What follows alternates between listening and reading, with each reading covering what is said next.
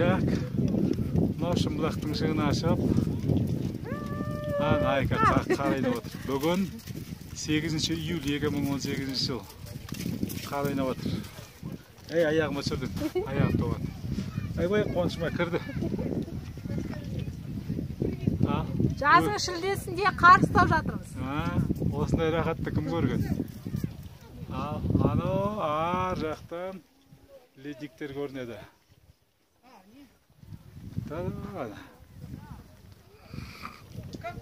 Міне осындай қарға келіп сақында отырмыз шілдеде.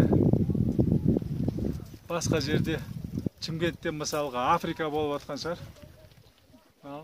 Шымбұлақтың шыңында 42 градус дейсің. Шымбұлақтың шыңында қыс, міне қар жатыр. Ойбай, көтерім мұздап қалды. Осылай келсеңіздер қонаққа көрсетемін шілденің қарын.